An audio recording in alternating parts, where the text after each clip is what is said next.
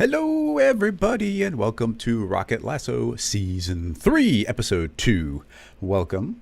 First of all, is the video and the audio coming through okay? Because everything suddenly went crazy right before I tried to go live. A couple minutes ago, I was adjusting the camera, and the streaming software crashed. Well, it froze. I couldn't do anything. And then it wouldn't let me force quit it either. It was like, no, you can't do that. I was like, what?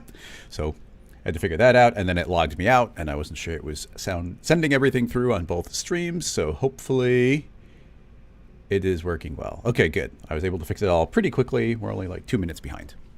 All right, so welcome to a regular episode of Rocket Lasso Live. I'm trying to get together a schedule of guests. Actually, I should have looked this up earlier, but do I have a guest lined up already for next week? Let me take a look at my notes. Oh, I gotta look at the calendar for that. Give me just a moment, because if there is a guest, I want to make sure to announce it. Calendar. I didn't mark a person down. Yeah, maybe there is not a current person lined up for next week, but Jonathan Windbrush is on the calendar. And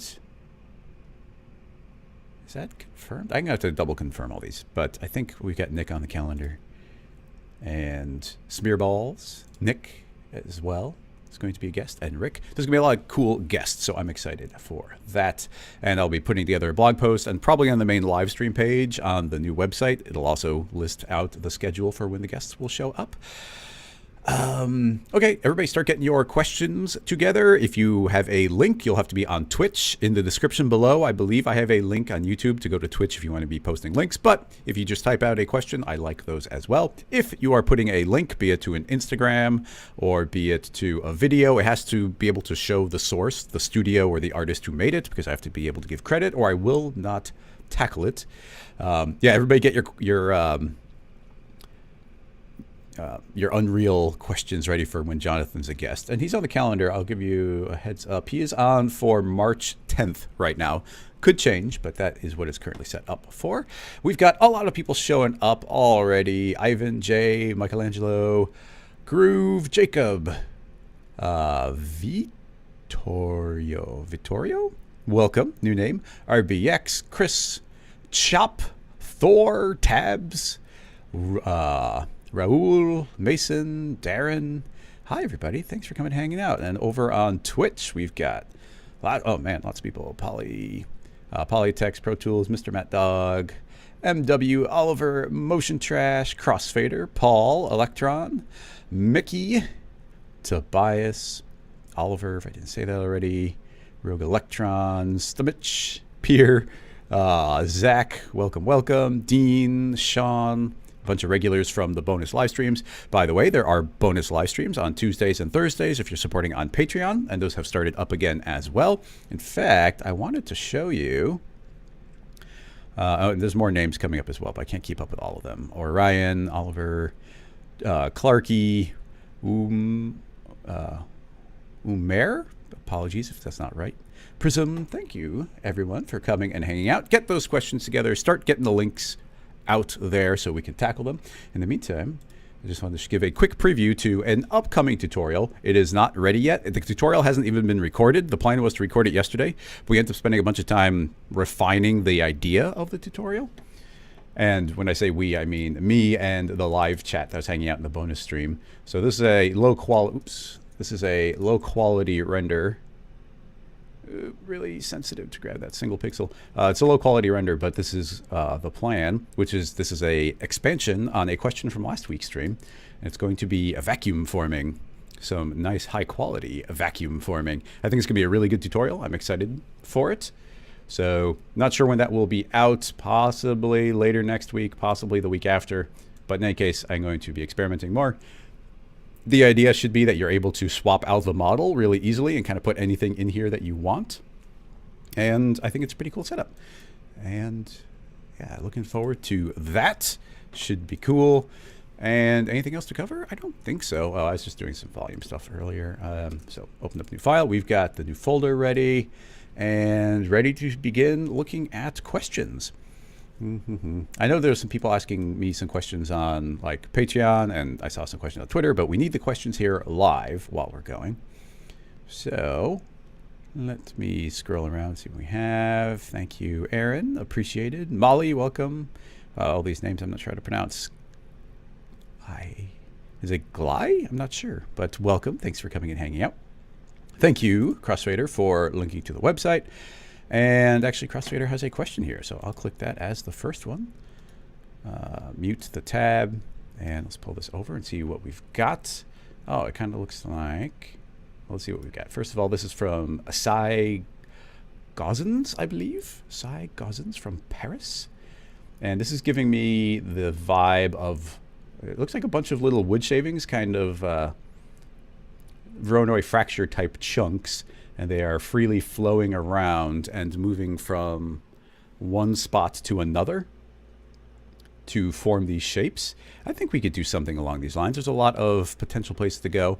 There's calling out Houdini and Cinema 4D. So odds are they created the motion inside of Houdini and then transferred it over to Cinema for rendering purposes.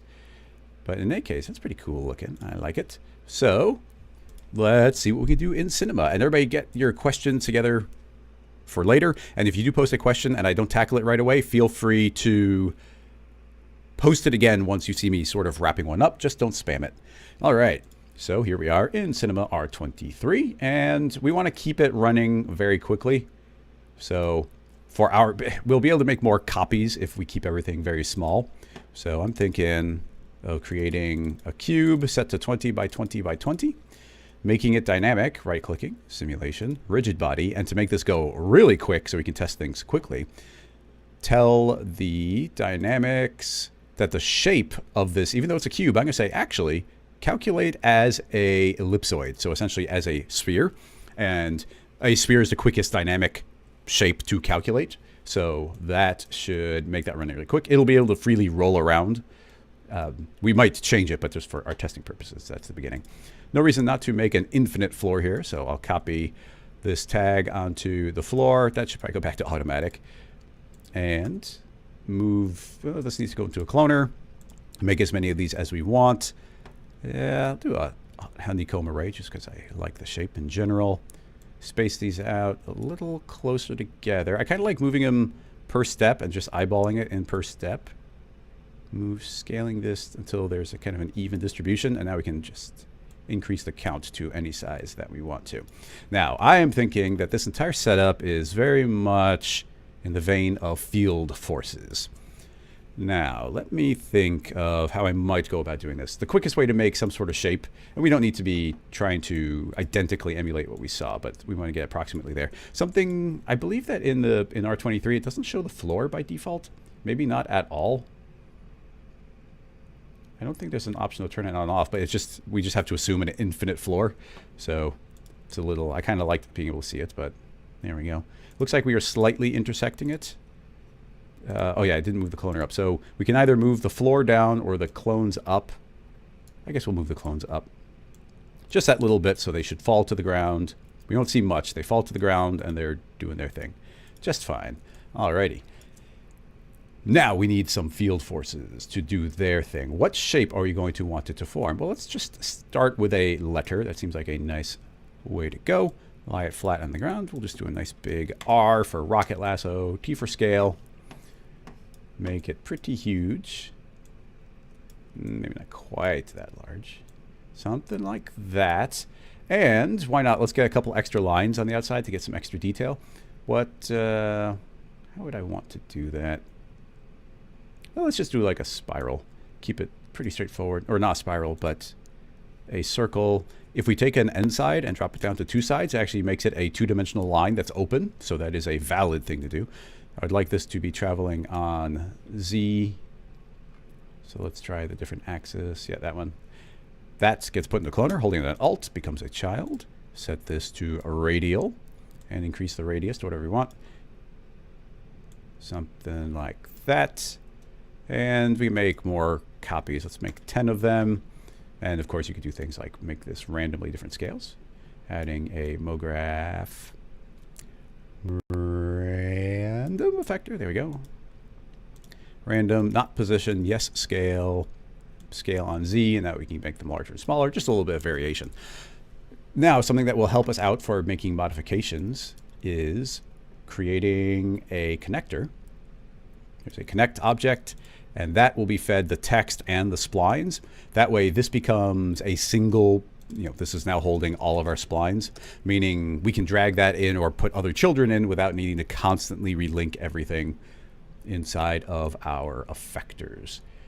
And when I say effectors, right now, I actually mean simulate forces and a field force. This will be what is affecting all of our clones here. Now, I did seem to be running a little bit slow. I might make a few less copies. But with this field force, it's going to be moving everything around. Currently, it's set to add to velocity, meaning it's constantly adding a force, which is, potentially valid. Cranking this up to 55 so we can clearly see it.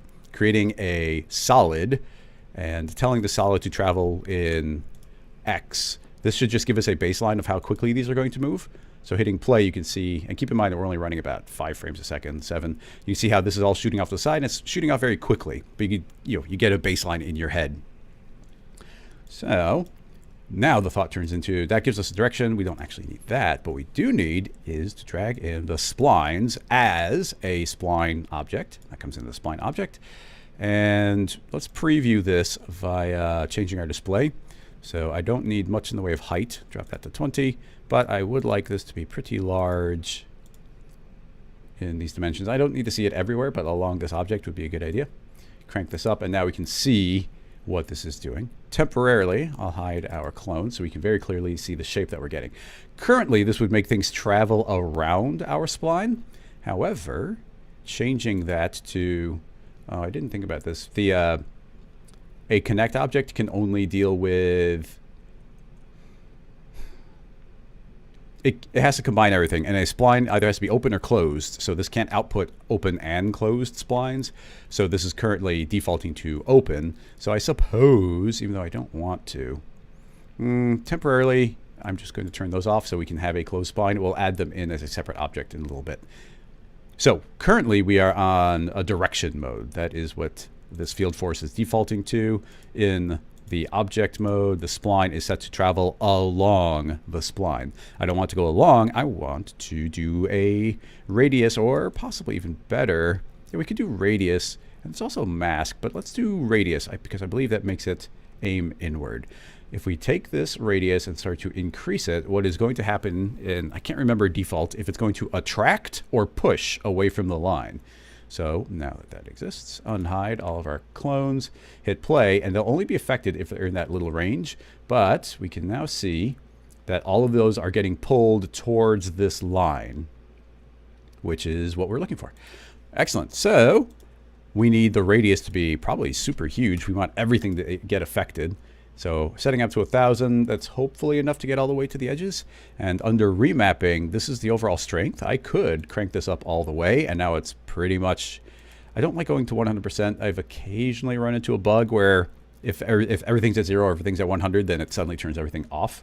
So I usually leave that 1%. We won't see that transition, but everything is going to now be attracted to a line. The radius might not catch these ones on the very edge, but it might. So let's hit play and just see if we get something that seems to do it. But yeah, now you can see every single one of these. Yeah, the radius wasn't quite large enough, but everything is being attracted to the nearest possible line. And I mean, that's honestly the foundation of this overall. We can now get that basic shape. It's going to try and form this letter outlining it. If we wanted it to be a single line, then we'd have to manually draw an R that has no thickness, not do it from a font. Now... increasing this radius a bunch more. Well, not a bunch more. We should be able to get away with...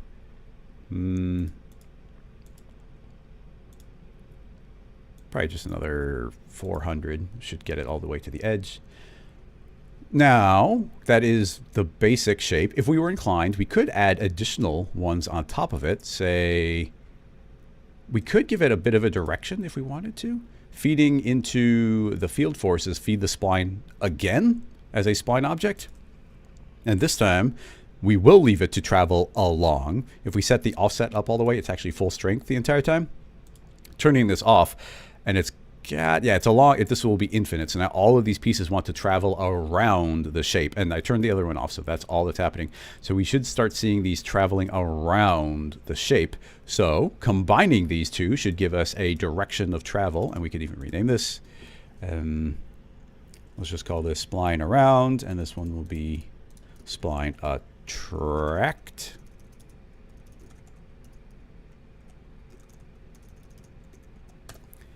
Turning them on, add them together, and I will unclamp so additively they could be even stronger.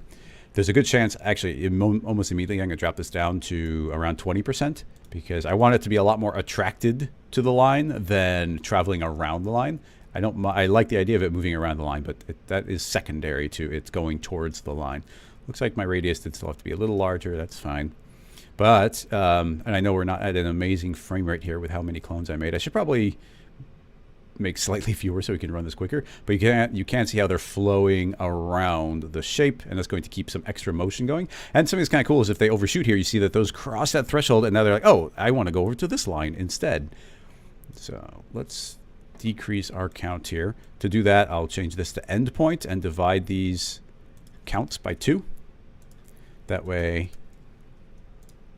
is that, oh yeah, rewind all the way. So now there's significantly fewer, and this should run way faster.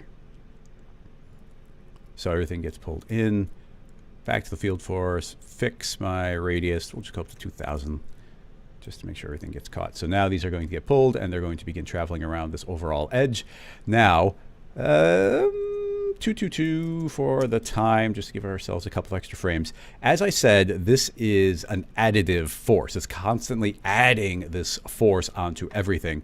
So we can do things to slow that down, like in the dynamics, go under forces and say, actually, let's put a bunch of damping on something, like linear damping. So now it's constantly draining energy out. So they're not going to overshoot too far, and just that constant applied force will be what pulls it forward.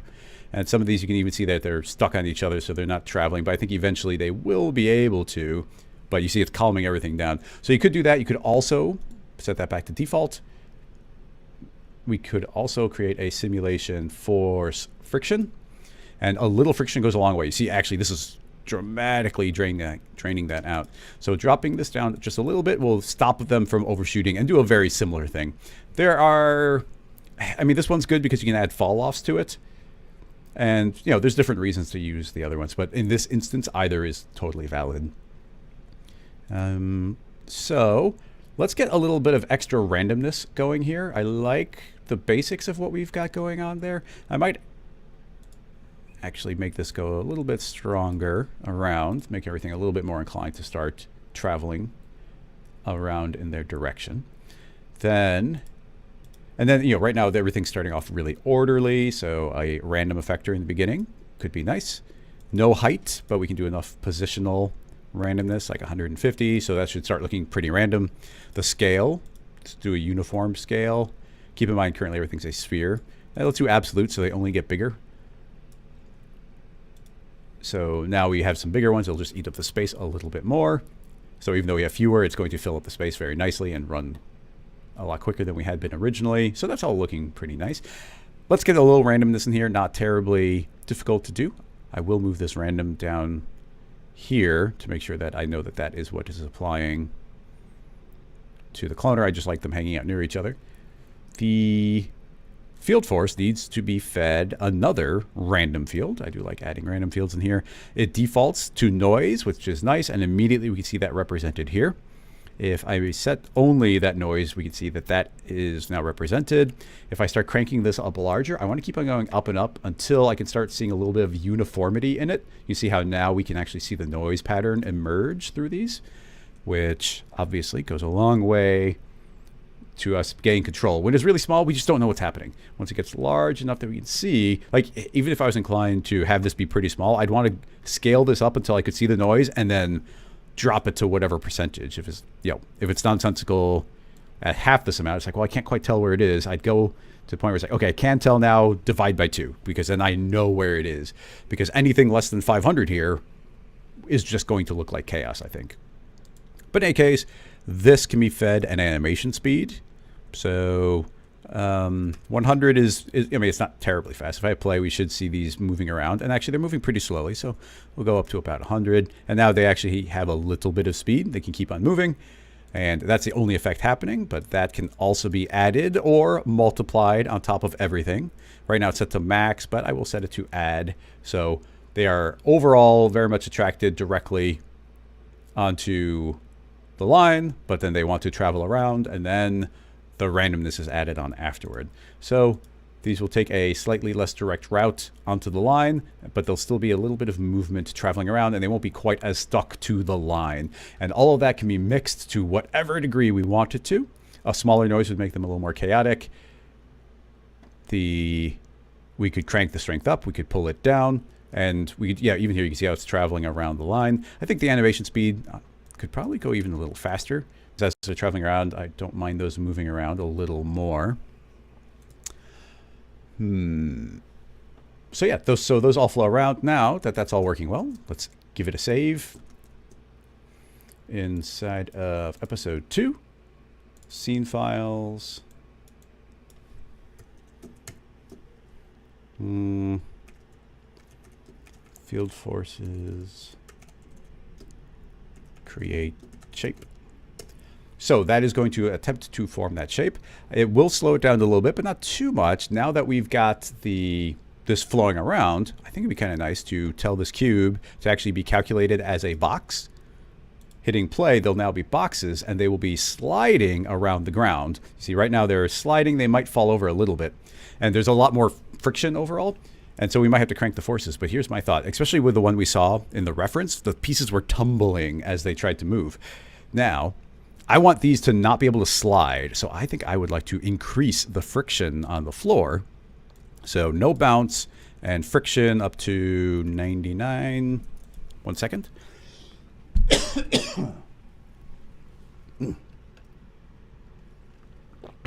We were working on that tutorial for like 4 hours yesterday, so I did a lot of talking.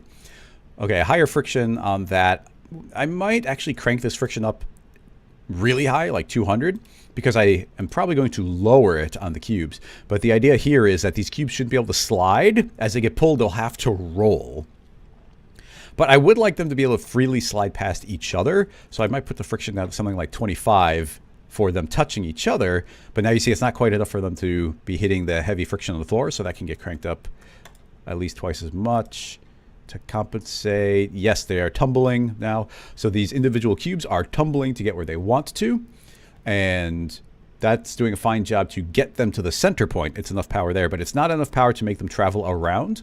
So back to the field force, we kept everything pretty organized. So here's them traveling around, increase the strength there. Not quite enough, increase the strength again. These cubes might fall asleep, so I'm going to tell them dynamics. Here's their deactivation. I'm going to say 0, 0, so they never fall asleep. Now, we definitely can feel them traveling around. But do they stop? It's actually interesting. Some of them they kind of have to get bumped. In some ways, I like some of them stopping static. We've kind of found a very, very close to their equilibrium. Like, it's almost exactly the amount where they can move. The random strength, we could make that even stronger. Under direction, here's an overall strength. So I could say, actually, I want this to be twice as powerful on the randomness to make those wiggle around. And, I mean, we know what those are doing now, so we don't actually need to have a display. It actually run a little bit faster because it doesn't have to calculate all of those lines. And now we have our cubes trying to travel around the entire object. Hopefully tumbling, moving, gathering up a little bit. And like I said, we're kind of lucky that it stopped, where some of these cubes are like, no, we're static, and then they start rolling. So I kind of like being right on that edge. So yeah, all of that works really well. We could add additional shapes, or because we've built a rig out of this, selecting this text, we'll just change it to any letter we want. So let's just type in C4D. So now we've got some additional letters. It's going to be a little large. T for scale. Scoot it over. Hang on one moment.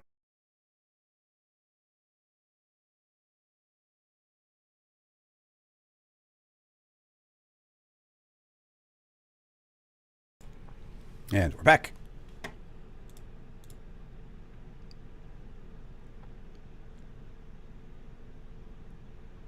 And yeah, so it was able to update and begin traveling around this.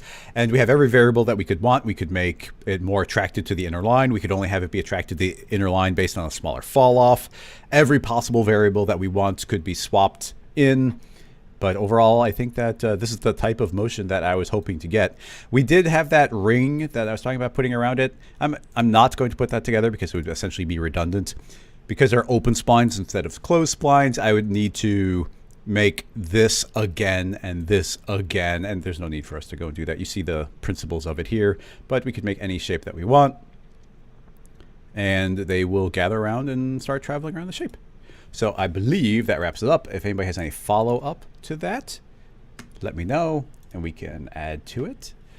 We got more people hanging out. We need more questions to be added. We got a link in. We got some links in Twitch, which I appreciate. On YouTube, feel free to type in any question that you want to. Jay Brown is asking, is there a way to generate clones like this on intersection of points of two pieces of geometry? Hi there, everybody. Lots of people coming in and saying hello. I appreciate it. Once we get started, I don't try and spend too much time just interacting with the chat too much, but we've got some new names coming in. I think Jay Brown's a new name. Justin made it, and Voxel Retro? I'm not sure if that's Retro. Tricky to say. Rosley, welcome. Greetings from Chicago to people in Malaysia. But anyway, we got extra links coming in. I just want to see if there's any follow-up specifically to this. Nope. Can matrices be dynamic? No, they cannot, Paul. Matrices can, I assume you mean a matrix object that can travel around, but it cannot be dynamic by itself. Manning, yeah, thanks for coming and finally catching a live show. Hi, Alex. But in any case, is there any way to generate clones like this on the intersection of two pieces of geometry? I can think of a couple of approaches, but none that are super dynamic or super fast. I think that's the kind of thing you could have the luxury of getting. You can build that fairly manually. To demonstrate, I shall copy the cloner, new file, paste the cloner, just so we can see this volume. And if we wanted to create this shape, but only in particular places, one of the first things you can do is the form. So this is the shape that it's going to take on. So it could take on the form of a square, a circle, or a spline. So if we were to make a spline, I'm actually not entirely sure how it generates that because I don't do it very often. Lay it on the ground, scale it up. I really just need one that's going to be larger. Letter O. It's not a particularly thick font that we are set to default on. Oops. Get out of the text so it doesn't type into it. A little larger. Okay, so we should see them there. Let's see what this does for us. Feed in the spline, and now you see only the ones that are inside of the spline are being generated.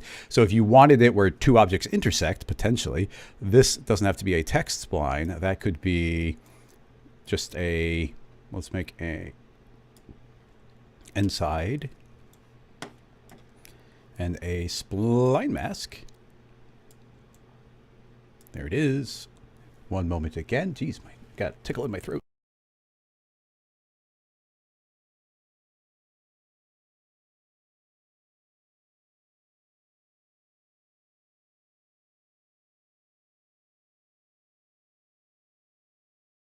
Remember to unmute.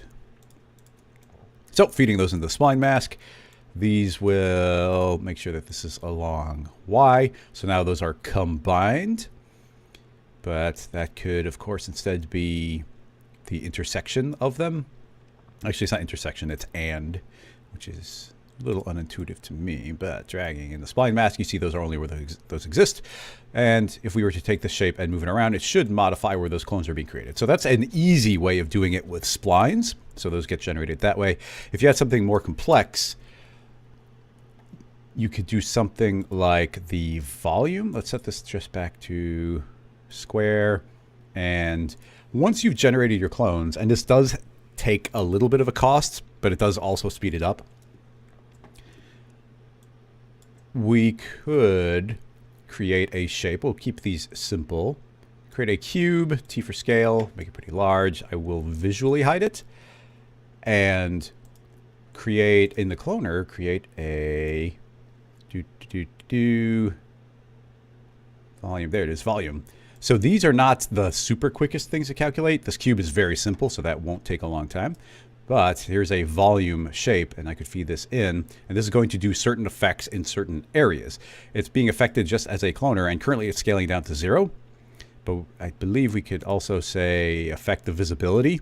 So now those are essentially kind of the only ones being made. In some ways, they are being calculated in the beginning, but then they're not. I don't think like dynamics would calculate on them. So it's kind of like a halfway point of speed. And now that this shape has been generated, let me think. Like, yeah, that's pushing them down to 0 in a volume. Actually, now that I think about it, that's not quite the way I would do it. Instead, I would do it with a plane. The plane would not affect the position, but it would affect the visibility. And then feeding it different shapes, say a spherical field. Those will only exist inside of the spherical field with no fall off. And it doesn't need to affect the color. So that's where that is. It doesn't need to be a spherical field. It could be any shape. So let's bring in a torus shape. Bring that over. And this can be just dragged in as a shape inside of here. So this spherical field currently is not doing anything. And we can add in, I mean, we can just feed in the torus directly. Just drag the torus straight on in. And this can be interpreted as points, but it can also be interpreted as the volume itself. Once again, the more complex the object, the slower it will go. But now you can see that, once again, that is generating exactly the stuff inside those shapes. Now, multiple shapes could be combined in more complex ways. Just for clarity, I'll just create a second torus. That gets dragged in. We have a second torus that is viewing the volume. And so just so you can see them, I'll scoot one off to the side. So the top one is currently overriding the bottom one. But if we set that to add, then now both of those are combined. It could also be set to subtract. So now we've got one shape subtracted by the second shape. So yes, this is how you could add in any combination of objects, be it geometry, be it projecting splines on it, be it, and even that, it starts going beyond that, where we could be forming these into a volume of some sort. And it could be pretty low poly because the resolution of our clones is not terribly high. So that could be a volume builder and a volume mesher, feed in both toruses. And that should turn those into a blob where they're actually combined. Currently, the poly count is crazy high. It doesn't need to be. I can crank this up and up and up until we have just enough resolution that the toruses continue to exist, which is right around here, I'm thinking, for the scene. And now we have two toruses creating a single blob shape, meaning inside this plane, instead of feeding in any of these, we can feed in the singular volume mesher, treat that as a volume, hide the original mesh. And now you see again, we get that same end result. We get these clones being created, but it's now via a single volume. So it just depends on where you want to pay the cost and the penalty. We could be using a bool and booling them together. Bools can get a little twitchy, so the volume builder is going to give you more consistent results, but it could potentially be slower in certain circumstances. Of course, this is combining them, but now we could do subtraction via the volume builder. So this is like A with a union of B, because I want to subtract it, and now you see one is subtracting the other. So that's a bunch of different ways of tackling the idea of only creating clones in a particular spot. And it's really nice being able to use something like the plane effector, because now this is what is single-handedly affecting the visibility, which is creating the clone. And we can just keep on adding modifications inside of its fall off to actually tell where it's applying. And that's what's great about the entire effector being separated from the fields concept. Before, fall-offs were really important, but now with current fall-offs in the last couple versions of Cinema, we now have what it does is separated from where it does it, and that is very, very powerful. Hopefully that covers that. I will save this file, but we jumped around a lot, so I don't know that the particular file is terribly useful, but why not? Important to note, everybody that's watching, is you get access to the scene files if you're supporting on Patreon. Limit clones to intersection of object. There's a title for you. All right, it seems like I covered what Jay was looking to get from it. Okay, I tend to jump back and forth between Twitch and YouTube, so that was from YouTube. So back to Twitch. I'm going to the newest stuff because I saw there's some older ones, but the Great Salam has a link. Are you just communicating with each other, or is it for me? Holy cow. Are you replying to Trey? So that might not be for me. A lot of conversation going on, which is a good thing, but it just makes it tricky for me to find what I'm going for.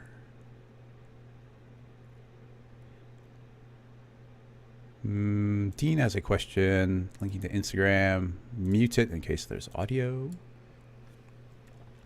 This is from Dan H. It's a collaboration with Rendered. Let's see what we've got. Oh no, okay, it is animated. Ooh, blah, blah, blah, blah, blah. That's cool.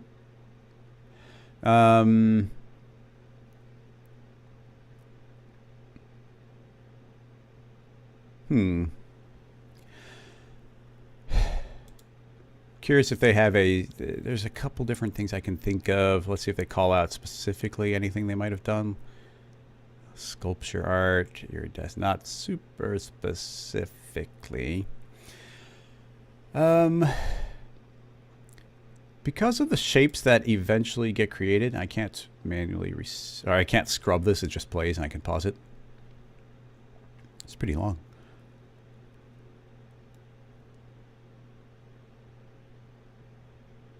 Ah, it's an advertisement for Engage. It should reset in any second. There. So the way it's drifting here gives us a lot of information of the approach, but there's a lot of approaches to this type of thing.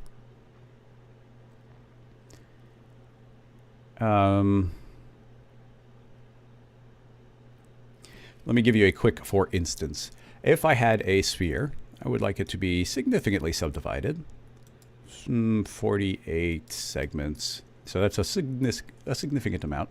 So let's say that we have a sphere and Control D, dynamics, general, gravity equals 0. So this is not going to be inclined to move downward. Something I could do is make this a soft body. I don't think this is what they did in that piece, but I just want to show you because I think it's a cool technique.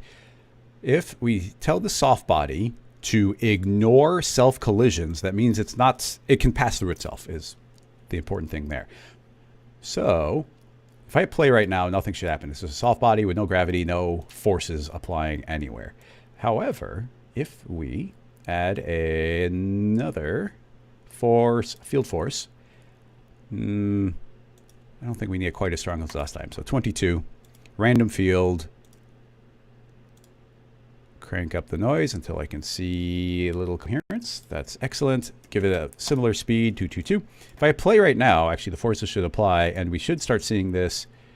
Oh yeah, all the springs are, I guess, super relevant here. Currently the sphere is attempting to keep its general shape via its soft bodies settings. However, I could say, you know what? Don't worry about stretching. You're allowed to stretch. Don't worry about not bending. Don't worry about flexion. So I've essentially said, like, okay, there's no springs here. It's not attempting to keep this together. So if I play, it is free to just utterly deform. And you see here, just explode and travel really far away and do whatever it wants, passing through itself. We could give it like a little bit of structural. So it should be able to stretch, but it's not going to try and fly super far away. And I'm trying to think of a way I could keep it completely static. But next up, adding a linear field set to, I always get backwards, y plus, yeah, I think I got it correct that time. So here's a linear field. Actually, I think I did do it backwards. Y plus. And that, I would like to mask this random field with this linear field. So nothing should be happening until I move this down, and now the forces will begin to apply on the top, and you can see a little bit how that could start us deforming the object. Now, because I did add springs, these bottom ones are going to, it's going to, if something gets tugged, it's going to affect the point next to it, which affects its neighbor, and eventually the bottom will get tugged away. Something to keep in mind. Having done that, I mean, I'm reluctant to make anything editable. This would be a fine place to add a recall tag if I wanted to bring it back. So that's a plugin that we make at Rocket Lasso. So I just made a recall tag, but this could be made editable. And because that's been made editable, go to point mode, add a set vertex weight, set to 0. So now there's a vertex map on there. And this vertex map will be driven by fields, and I don't want to freeze. I do want that same linear field to come in. So only where this gravity, only where the linear field has said, hey, these forces should apply, will they get applied. Well, now I'm going to say structural is multiplied by that vertex map. So hopefully now the top will get deformed and the bottom, it's still being slightly affected. I was hoping it wouldn't affect at all, and I'm not sure why it is being affected at all. It should just be the linear field, and if it truly fades out, then those bottom points shouldn't be affected by anything. But you can see what I'm getting at, that we can start getting we have a regular shape, and then a deformation will begin. I can think of some alternatives or additional things we could do to limit that. And in addition to this traveling around and kind of doing this blob thing, that might look a little bit ugly there. Let's do some additional things. I'd like a solid, so that this is going to, in general, want to travel upward. Set that to add and hit play. And now these are going to, oh, that's the mask. Let's make a folder. The folder contains the random field and the solid, and the folder gets the mask. So the mask is the linear field, and this mask goes away. Okay, so now you see I've got a solid, which is adding on top of the random field, making sure it's affecting the position, and this is the direction, so I think they're relevant. And yeah, oh, we need direction turn on, very important. And those are getting masked out by this linear field. So now you see it's going to get drifted away and get pulled up. Now, like I said, unfortunately, it's still, this is still getting affected by the weighting below, even though according to this vertex map, it shouldn't be. So that somewhat dead ends there, but I want to finish the thought, which is, let's pull back on the strength of the add so it can go upward a little bit, just not quite as much. So you get this nice blob going. It's a little bit lava lamp-y. But we're going to get like these wrinkles and whatnot, and they will pass through themselves, as I had said, but something, you know, just field forces and fields in general combine so nicely with something like the volume builder with a volume mesher, and if that sphere gets fed into those, then it just will blob all of that together, and we're left with the end result of it. Oh, sometimes my mouse catches and it keeps dragging. So now this can get all that really nice blobbiness from the original shape, but it's not going to look like it passes through itself, because we just end up with, if something passes through, which it likely is, you can see that like all this mess down here, well, that mess just gets converted to nice looking geometry, and we don't have to worry about that. So those combine very nicely. I mean, there are things we could potentially do to stop that from moving away. They're a little brute force, but just for an experiment, I'll create a sphere and put that sphere inside of it and create that as a collider body. I just want to see if that, because I told it not to self-collide, but it will collide with this. So yeah, see, it's fighting to not get away from that. So that's somewhat trapping it. And you see that drifting upward doing its thing. It's a little bit coherent. We could turn off the coherence entirely. Drop this down to 0. And now those are free to kind of move around however they want. It's turns a little more smoky, which is kind of neat, but without any coherence, like any point can do anything. So I do feel like a little bit goes a long way just to make sure that they don't get too far away from themselves. And yeah, pretty cool effect. I don't know, as I said, I don't know if that's what they're doing in any way. I kind of doubt it. That same concept could be applied to splines as well. Those are potentially, splines could be drifting away. And then it's not something I can super do, but I do believe in Arnold, there's a bunch of volume, like creating volumes from like meshes, and that you could Boolean out a volume of noise. Well, we can do that too, but Arnold can do a really nice job of it. I'm not sure what this is called. This blob. Blob away from solid shape. So generically, I like some of the effect there. But we'd have to figure out this bottom part. There is no easy way. The soft body does a great job there, and we tell it not to collide with itself, or don't worry about colliding with itself. It actually runs pretty quickly.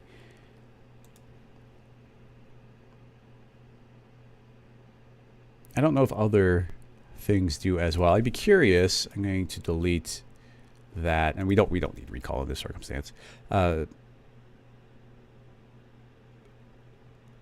The cloth, to what degree can we tell cloth does cloth have a setting to not worry about intersecting itself? There's like self collision. Actually, it's kind of off by default, and we have all these point collisions. If I turn all of those off, will it do a similar thing?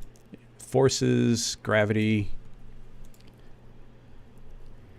And under expert actually is limit to, and that's where we can add in its own forces. So I could add in the field force here. That should apply to everything. This collider doesn't mean anything. So if I play, does it do a similar thing? It's definitely getting pulled upward. Doesn't seem to be applying so much to the individual points.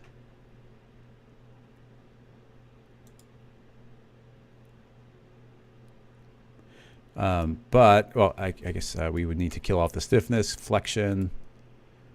Yeah, there. Okay. Oh, almost. Okay. Now you can see it's almost doing the exact same thing. So a little bit of, oh, wow, a little flexion goes a long way. So drop that down to like 1. Now, I think the advantage that cloth might give us here over the other one is under dresser, we could say, yeah, that's all good.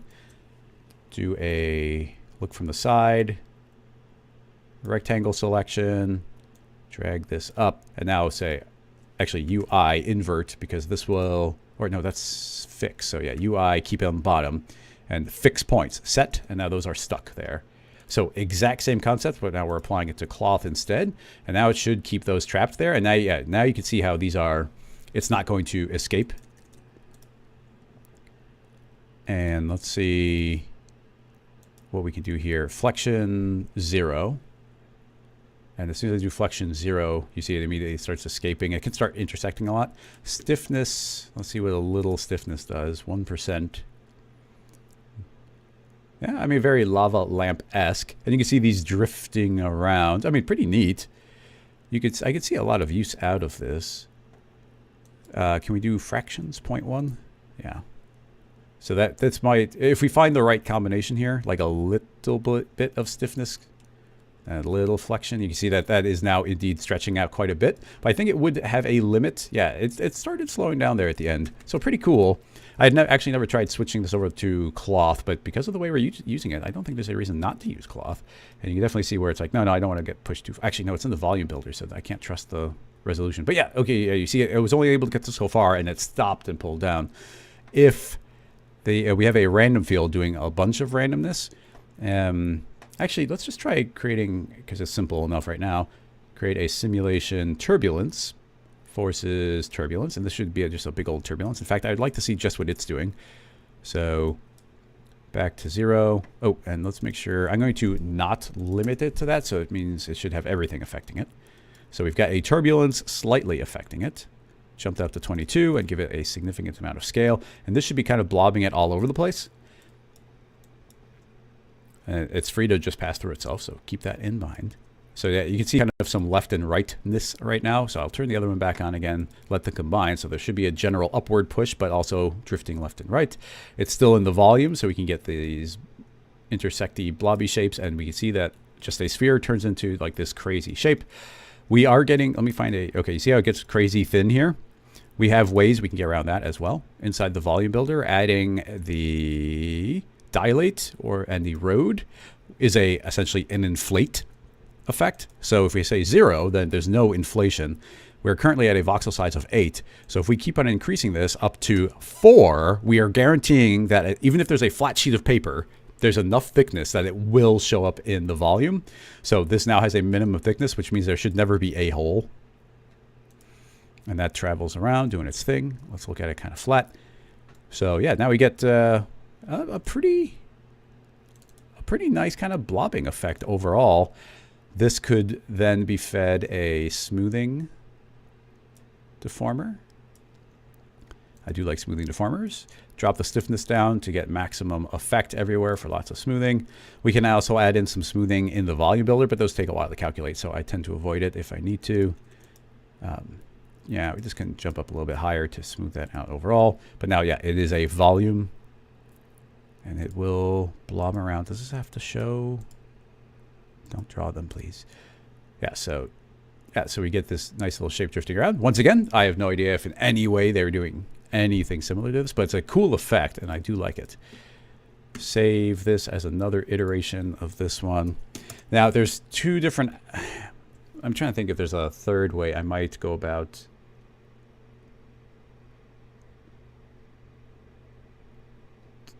affecting it. I mean, you can do volume intersections of things, but that would turn complex. We could have an entire volume of objects and let those start drifting away, and then using volumes take a bite from one or the other. The other element to it was that they had two different textures. Like as it drifted along, it started getting that iridescent look. We could, I'm not going to go deep into it, but that type of thing you could potentially do if you just have your base object and then everything else has a different material. I'll emulate that here by creating a second sphere. Delete the tags off of it because we don't need those.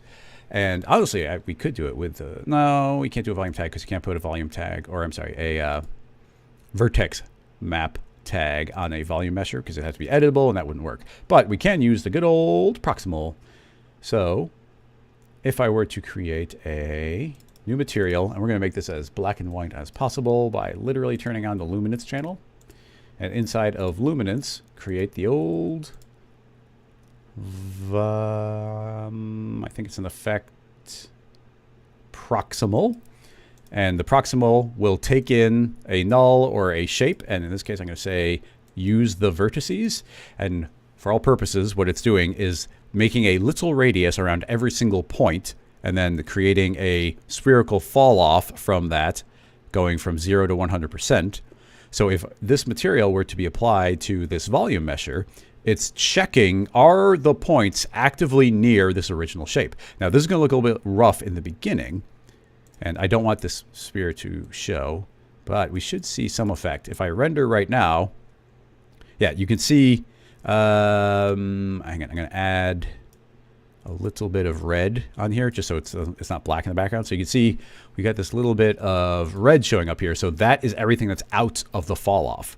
So inside of the proximal, this is currently set to linear add. I'll set it to smooth and lighten so it can't overpower. And now you can see there's going to be a fall off falling out from it.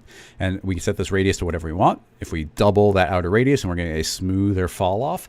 And now you can see as it drifts away, that can start taking on other colors. And this proximal could be used even though we're on a volume, this proximal could be used as a mask to be like, okay, here is texture A, mask it to texture B, and this would generate that. So I'm not going to go any further explaining the two different types of material because we could literally put any material here and any material here just using this type of proximal setup to do a fall off. If it was something that had been made editable, we could use a vertex map, but you can't do a vertex map on something that hasn't been made editable. If we could get a vertex map that worked on parametric objects, that we'd be talking. That would be seriously powerful. I'll just save this for another version. With proximal. So I'm going to call that one wrapped up. Where? Oh, that was a link. So that came from Twitch.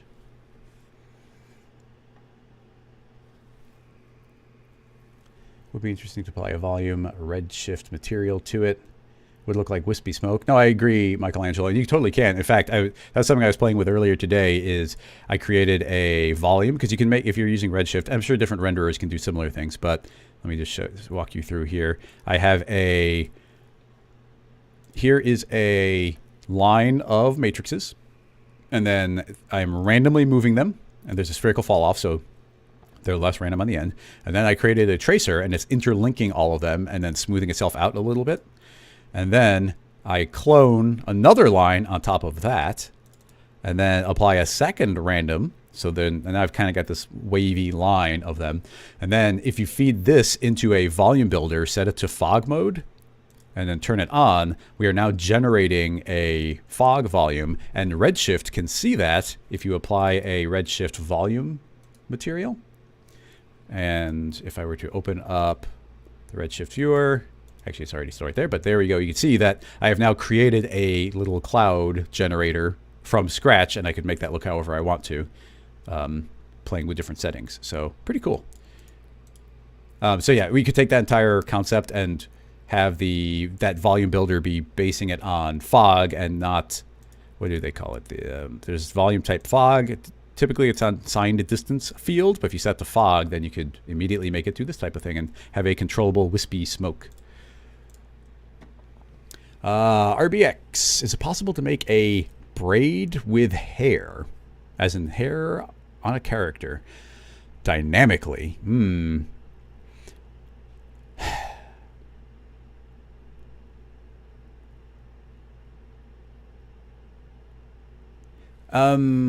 There's there would be, can we make a braid that is dynamic? And then there would be, can we braid something dynamically, which are two slightly different questions.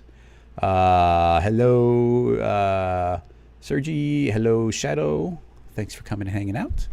Scrolling down, checking out more chat. So as I just said, those are sort of two different questions. It's such a pain to use. You can't string a hair together terribly well. The first one, I don't know. Unfortunately, RBX, and for everybody, there's a braid that uses hair dynamics. There's a very big lag when it comes to the chat, especially from YouTube. So I now don't remember which I said first. So creating, the second one I said was like do the braiding dynamically. What I would say is if you do make a braid, and I don't know how to make a braid, I don't know how you actually braid something. I kind of do. I know there's several different types of doing it, so I'm going to make a quick fakey braid just to kind of show you a very quick and dirty version of what I'm thinking. I'm just going to do it out of a couple helixes, which is not a real braid, I know, but it's just what I can do quickly. So create two different helixes, offsetting them 180 from each other. So let's just call that a braid, which it's not. Those we could also do a trick I like doing, which if I want to flatten these out, we could scale them down to 0. I don't like making it editable if I don't have to, and I would actually like making these a little bit taller. So let's say 500 and double the spin. Okay, so if I wanted to flatten these out, I would make a cloner, put that into a cloner of 1, so linear 1 clone. And I'll make a second one here. I might be able to put them in the same one, but I'm not 100% sure. Actually, that'll take over, so it could have been instances of the same thing. This actually isn't a terrible idea here. Let's make it extra fancy. Create an instance of this, and then that instance can be fed into this cloner. This is a single object. Transform it and spin it 180. And now any change I make to one will happen to the other. And best case in point here is shrinking the radius down. We can actually like taper this braid off. But what's extra nice here is these cloners can be used to dynamically kind of scale this down. I can say 0.1, so it's not completely flat, but I've now flattened that out to a significant degree without having made anything editable and without doing any scaling, which is always a little bit dangerous. So those two become, so we've now got a bit of a helix, a little bit of a braid type thing. I'm pretty sure if we ran like a line in between those, that might make a more for real braid, but let's just leave this kind of conceptual. These could probably get combined now into a connect. So connect, that becomes a single spline. That gets fed into a sweep. Hold down Alt, or hold down Shift as I create this end side, T for scale. So we end up with something kind of like that. And what's great is I can be like, okay, I scaled those down too far, and I can increase the scale there, and you see how those got modified. Very nice. This sweep, I can say end scale and pull, oh, you see it's kind of backwards, so I'm not going to modify the end scale. Instead, I can take the start scale and pull this down, and let those taper down. So we get kind of that cool shape, and it's an entirely parametric setup. I think it looks neat. So let's say that we've now got this geometry, and we want it to behave like a hair. First of all, let's modify our mesh. Right now it's way too subdivided. Selecting that one helix, it's got uniform, drop that down. Actually, this can probably be set to none. So this now has no subdivisions, but we now have our subdivision point count. And the lower we can make this, the better it will be for us. It could always get subdivided later. So I think that's about as low as we can go. Sweep, caps. I'm going to say I don't care about the caps right now. So now we have a pretty clean piece of geometry. I'll save it before we do anything that might break it. For a braid. Now, you know what? Because we have the opportunity to, and we are in R23, how about we actually try and throw this on a character? And I can do that by going to motion capture. And I'll steal out the male puppet. And we'll have to shrink the braid down, but not surprising. And then go up a layer, and R23, we have our motion capture. And sprinting loop, that should really give us something that shakes. And I want to transfer onto the character this motion. You see he'll jump into a new position, and I should be able to play, and he will be running in place, and it's working pretty much perfectly. Excellent. I wanted him in place. Male puppet, mesh, character, hide that. Okay. So now we have a character that we can actually pretty easily add hair to. So selecting the mesh, we now see just the mesh. Do a loop selection. I'm going to add the hair. I'm going to be pretty sloppy with this. Let's do a loop selection there. Actually, it kind of loops around in some pretty interesting spots. Do that. And, oh, this is going to be a bit tricky. UF for a fill, and I want to just fill that, so that gave me that selection at least. Trying to think of a quick way to do this a little bit more cleanly, but I can't think of one, so let's just go to a side view, turn, I'm going to select through visible elements, and now I can just symmetrically, select things. So we could make an entire head of hair here. I've been using a couple different tools, so I can't remember the shortcut for growing that, but let's just say that's the hair. And let's go and grow the hairs. Simulate hair, add hair. So now we've got crazy hairs shooting off of his head. The length can be pretty short, so let's just say we're doing that. We're going to go a little bit crazy here. But there we go. Without even changing anything else, I should be able to hit play, and now we've got an entire head of hair running on the character. And the head could become a collider object. Let's not worry about that quite yet. But now we have that one braid. Let's bring that back. T for scale, and scale this down until it doesn't actually have to be, but I'm going to scale it down to about the length of one of the hairs, because now I'm going to go into hairs and say save again. I'll save as B. And hair generate. Don't make a hair. Instead, make an instance of the instance of this sweep. So that should hopefully along axis Y be creating that as a hair, but we're not really going to see, well, it's possible I have to do more, But we're not going to see anything until I go into the hair material and add a bunch of thickness, because it's really thin right now. We might not see it at all. Let's say 11 by 11. And yeah, we're still not seeing it. I have to remember, how do we make it show the geometry? And it might need to be made editable, which is a bit of a danger. Instance hair, don't render hairs, create an instance, alignment, dynamics, parting. There is the editor, but generate, render as.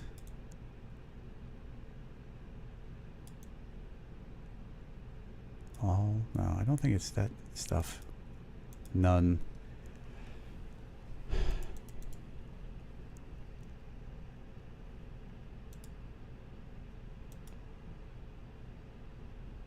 It's already set to as render.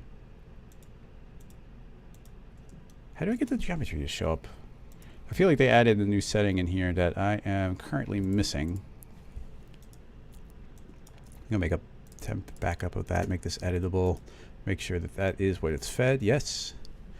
No, I already added the thickness in. Oh, okay. I think I did have to make it editable. It has to be an editable mesh, which is a little bit of a pain. And then I had to wait a long time because this is not just generating one per. It's not generating one per. It's generating one for every hair, but the hair, I should say, to generate as guides. There we go, a lot better.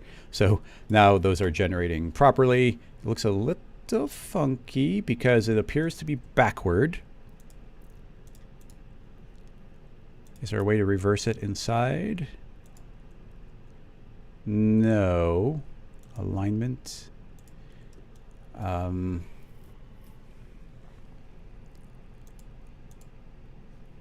might just need to flip the axis. Apparently I do. So temporarily turn off the hair. I'm gonna I'm on the axis tool, hold down shift as I spin this 180. I guess it's just this number, so we can type in 180. Remember to turn off axis, otherwise it can cause us trouble. Turn on the hair again. There you go. That's at least it's pointing in the correct direction. I had already increased the thickness, so that thickness can now be dropped to something more reasonable. Let's try 5.5. Closer. 2.2.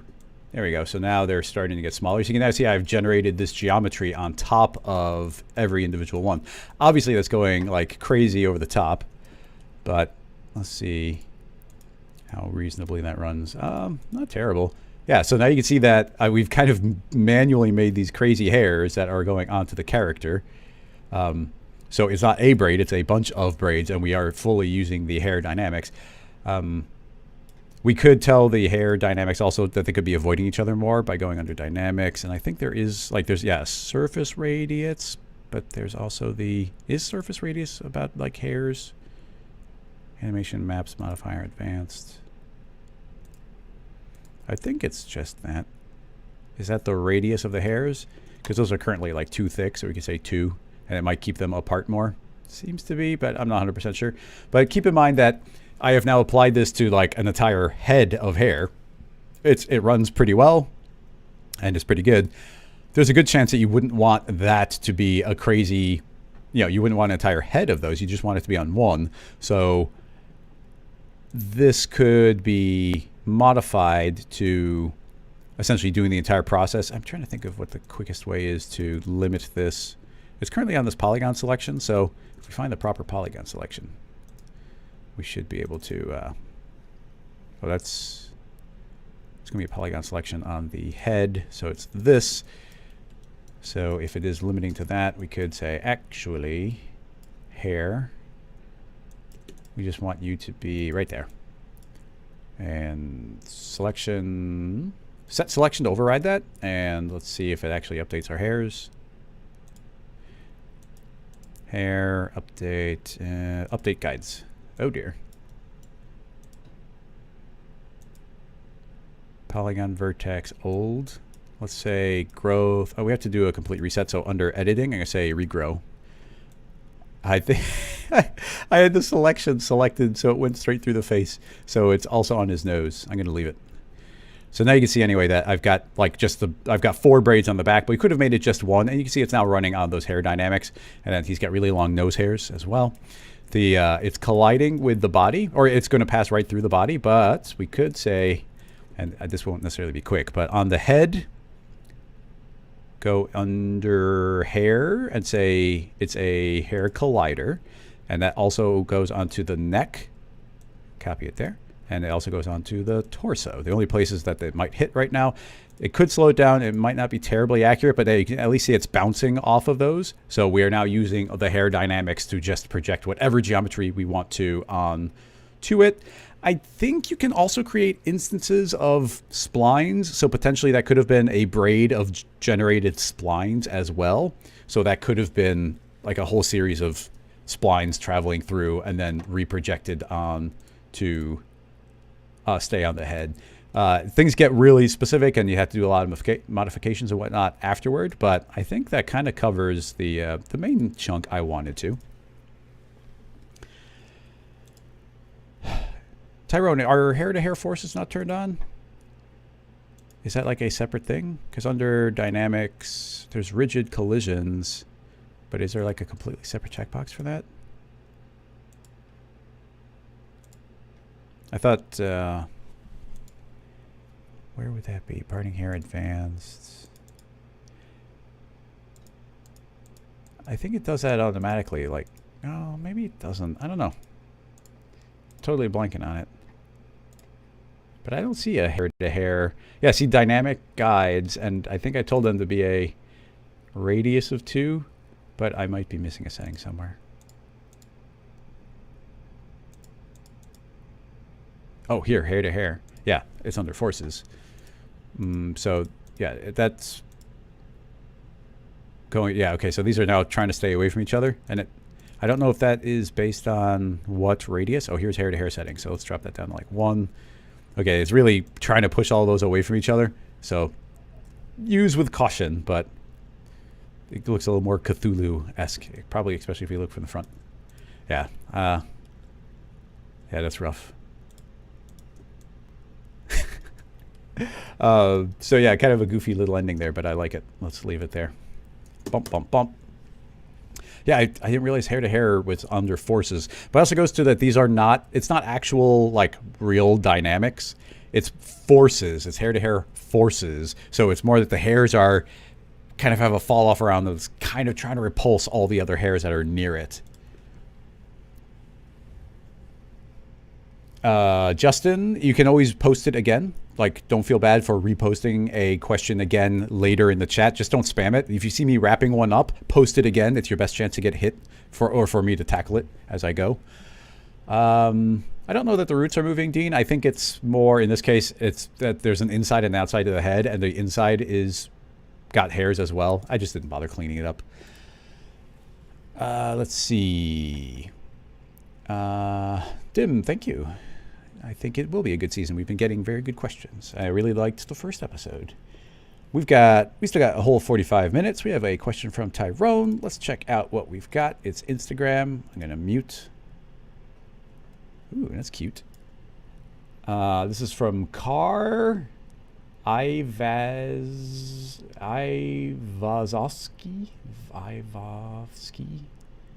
That's as close as I'm going to get, sorry. But we've got these things randomly. We've got spheres rolling down and pushing keys, and the keys are staying kind of in their lane and then pushing up again. So that is cool. I think we might be able to do something along those lines. Open up a new file, and let's create the basic rig for the key. Well, I guess we could spend a split second modeling a key, an old school keyboard key. Who has keys like that anymore? I doubt almost anyone. T for scale that down a little bit. Do a loop selection, UL, MF. Do 2 cuts. Select this middle polygon, and I guess it would mess up those edges. So maybe I'll go to the side view, select all, K for the knife tool. It's currently visible only. I'll turn that off. Do a cut straight through, and then go back here, and as a way of not... I could have just moved that down, but it would have deformed to the overall shape. So actually, is this even a good idea? I think we want to stay on those edges. Yeah, I'll keep it simple. Because we'd subdivide this, I'll just pull this down. Those are going to be tapering inward a little bit, but I can just counter that by counter scaling it back out again. And there might be a bit of roundness on the keys. So we hit U, B, M, F, do a single cut. And I could select that point and that one and these two. T for scale, and just round those out a little bit. And potentially the center point could be a little more depressed, depending on the way we want the key to look overall. Potentially these curve down as well. I mean, I'm just kind of going from memory of the way these used to look. It's probably a little exaggerated right now, but I think that would work fine. And then here's something, let's see, what's the best way to go about doing this? We could use, if we put in a subdivision surface, it's going to round out the entire thing. And I can get rid of these bottom polygons, which will automatically sharpen it up on the bottom. It's a little bit like a tooth. What we really need is some edges to be sharper. So that can be done with a bevel deformer. Creating a bevel deformer, drop this as a child. Immediately you can see it get a lot sharper, but this is a perfect opportunity. Use angle is turned on by default. In the past it didn't used to be. Changing this to solid though, this is going to create a perfect bevel creator, like perfect for rounding. So as we increase our offset, it's giving us this kind of cut, which is perfectly going to allow us to add exactly as much sharpness as we want on the edges here. So how sharp do we want the key to be? We want it to be that sharp. And that works really well. Subdivision surface, this can just be 1, 1. And this is probably fine for dynamics. We'll probably even simplify it more, but there we go. That's a key for us. This needs to become dynamic. Let's just rename this key. Right click, simulation, rigid body. So that is now a rigid body. If we play it, shall fall away. It's also super huge right now. Uh-oh. The subdivision surface might not like being dynamic. So I'm going to make a copy of that, make it editable, and now it can be directly on that geometry. And now you see if I, let's just do a test. If I play, oh, they're colliding with each other. This one can just be hidden. That's fine. But I bet you if we hit play and we rewind, it jumps back up. The subdivision surface was causing it to kind of hiccup one frame. So we'll just bake that down. Anyway, that's now dynamic. But of course, if we were to hit it with something, it's going to move around. So we need to limit it to only a particular type of movement. That type of movement will be, we'll do a dynamic connector. So this connector is going to connect this key to nothing. I want to limit it to a, I guess it's just a single slider. So this is now on a slider. We have to give it a direction. So spin it upward. And this key is now allowed to, I believe if we hit play, it's going to fall with it. Why is it falling with it? Maybe it needs to be B. I'm not sure. Yeah. Oh dear. Slider, lower, upper. Okay, there. I turned around some limits. Bunk. There we go. You see the key can fall down. And as a quick way of testing this, if we created a turbulence, I'm going to create a really strong turbulence. Let's go 155, give it a little bit of scale.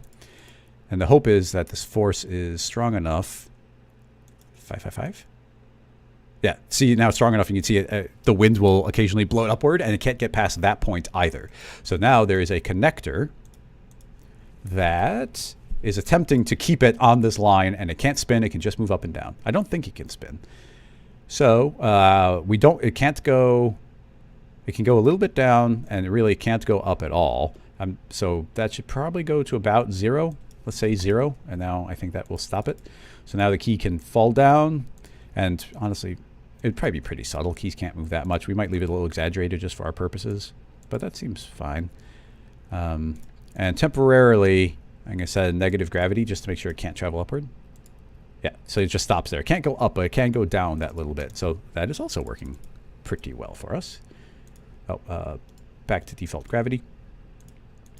Neat. So now let's make a spring. Forces Nope, not force, it's dynamic spring. So here's a dynamic spring. And we can do this two different ways. We could say that I want this key to be getting pushed away from the ground, or we could put the spring up in the air and say, actually, it's constantly trying to pull it up to that particular spot. So currently there is gravity, but you see it cannot quite go down. And I have no idea kind of what the settings are going to be doing for us. But let's try dropping a dynamic sphere on it and see what happens. Okay, you see it's enough to go push down a little bit. So the spring is pretty strong right now. It's got a rest length. Let's say actually it's got like a rest length of 0, a stiffness of 0.1. Bunk. Okay, so you see when the sphere is hitting it, it's enough to push it down. So the sphere, if we're being anything similar, and honestly we should probably do, well, I guess the sphere is still fine. This is just the concept. So you can see that's way heavy enough to push the key down. If we push the sphere off to the side and do it, it should push it down. And when it moves away, you see our key now goes back up again. So that seems to be working pretty much perfectly. So if that is the rig, let's see if this can handle a cloner, which you never know if it can. So this is going to require the spring, the connector, and the spring. Can our key get cloned, and does it automatically work, or do we have to make it editable? I don't know. So these are a little bit bigger than that. Just for simplicity, I'll shrink the key a hair, and now it just perfectly fits in a default cloner. And the first thing we need to do is scoot this off to the side, hit play, bunk bunk. Oh, it works inside of a cloner. So that is awesome. What that means is we could just make as many of these as we want. And let's do per step, so these can go blah, blah, blah. Make a whole row of those. So we've kind of got our keyboard now. Take this sphere, scoot it off to the side. And we'll give it a little bit of speed. Here's the sphere. Give it a dynamic custom initial velocity, -x. -555. It might be way fast. It might be way slow. Hit play. Actually, yeah, relatively slow, but look at that. Our keys are being pressed. Let's go 3 times faster. Bump, bump, bump, bump, bump, bump, bump. That's heavy enough to make them roll and do their thing. And we have fully dynamic keys. So this could kind of be anything we want it to be. And this could be, it could be raining down dynamic objects. We could, anything dynamic. And they all run inside of a cloner, which is the fun part here. That's really neat that it allows that to happen. And you can make as many of those as you want to. If we had, I don't have like a series of images to do it, but if you had every letter of the alphabet, I guess it wouldn't be in like keyboard order, but if you had every letter of the alphabet as a like PNG sequence or a JPEG sequence or something, you could actually just make a single material and then have it automatically apply uniquely each one or randomize them, which would be pretty cool. And then, I mean, you could do tons of things in addition to this. You could probably apply different colors as the key is hit and have those fade away. This could be, there could probably be a vertex map here, so it could actually remember these keys and then move back up again. We could have done this entire rig not using dynamics, but just purely using like effectors and fall-offs and decays and whatnot, which could have been cool. I mean, dynamic is the way to go if you can do it for real, because that's just working great. Yeah, I can't, that's pretty much it. This is the setup. You just build it for real, limiting it on a connector. This is like a rail or a slider, I guess they call it. And then a spring to force it up or to pull it up. And we get the nice springiness. And if we had the springiness to different levels, it could probably be, let's put it back to 1. This will probably be kind of springy here. Yeah, see, it's strong enough now that it's constantly trying to pull it up to the point where when the sphere hits it hard, it's going to stop. But if we pull the sphere up a little bit more, this would probably even kind of toss, it's going to counter toss it up into the air. So you see there's a little bit of a hoop, like try and push it up. And that's purely just grabbing the spring and changing the amount of power in that spring of how quickly they're going to attempt to snap their way back up again. You could slow them down by going to your dynamics, and probably, these springs might be really, really, really strong now, but if I said a linear amount of like 99%, that might 99.9? It's hard to tell. Possibly some drag as well. Let's do 99% drag. Bunk. Yeah, maybe it slows down a little. But if I went easier on the spring, I bet you that we could get it to Yeah, there. It's enough now where the springs are weaker and it's draining enough energy where the keys are trying to spring back more lightly. So there's a lot of stylistic things you could do to have additional control here. Now, I don't actually want those to do that, but it's pretty cool that we can. And yeah, I mean, well, when it works first try, I'm not going to complain. Good question. Thanks for bringing that animation to my attention. It's a cute, a nice, simple, cute concept. Keyboard, keys, dynamic.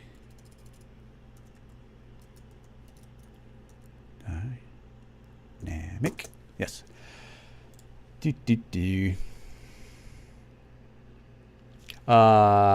Flavio. Yes, I do agree. That's why I was saying you could do this with. You could do this with just a MoGraph setup, but and yeah, you could just do it with the MoGraph setup. But this is fully dynamic, and it's going to do things like make the sphere react. And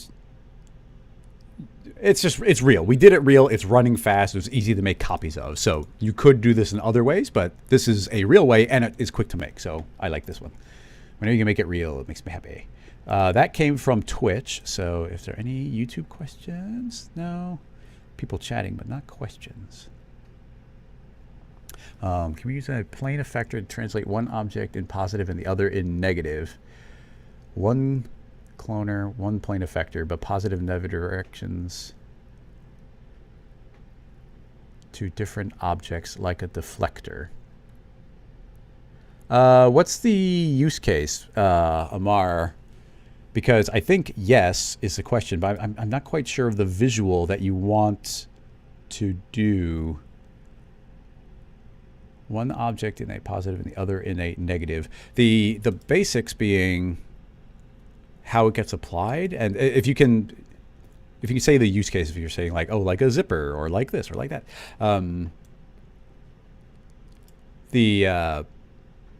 of the first go-tos I tend to do if you want to alternate is it's the only equation I have memorized, and it's super useful. Is if we make a grid, I guess this is better as a linear because I can say 50 on Z, scale them down, and then we just make as many as we want. Bring. So let's say I want every other one of these. I want one to go left and the next to go right, and then they alternate that way. You can do that setup very simply with a formula effector. And we make a formula effector. I want it to affect not the scale, yes, the position, and yes, the X position. And the formula for this is just mod brackets ID semicolon 2 close bracket. And there we go. That will automatically go back and forth. So it's just the part I can never remember if it's colon or semicolon. It's just semicolon. Essentially, the way I remember now is don't add any modifiers. Just type in mod and then don't modify the brackets. Don't modify the colon. Just hit the key and that's the correct one. So this is saying every other one, do the opposite. And because it is outputting min-max, actually, that's kind of interesting. Oh, actually, yeah, it is affecting every other one. So if I drag this negative, then now those are actually going negative. And then you can do things with like fall off. Linear fall off on Z. And now we could take that and go zip, zip. So yeah, that works really nicely, but I don't know if that is specifically what you are asking about. I'm gonna sneeze. At least I'm not coughing anymore. Omar doesn't seem to be following up. So I can't go any further if that's not what you mean. Another thing to keep in mind would be you can do things like invert, like this one formula effector could be doing its thing. And we could, I'm not sure how I would, I guess we could multiply. Let's just say we want the opposite. I'm going to make a second cloner, move it up. And let's say this one I want to do the exact opposite. Well, yeah, we need a second one, or we need them to be dragged in and modified slightly differently. because that's getting this formula effector on both. If I wanted to do the opposite effect, I'd need a copy of the formula effector.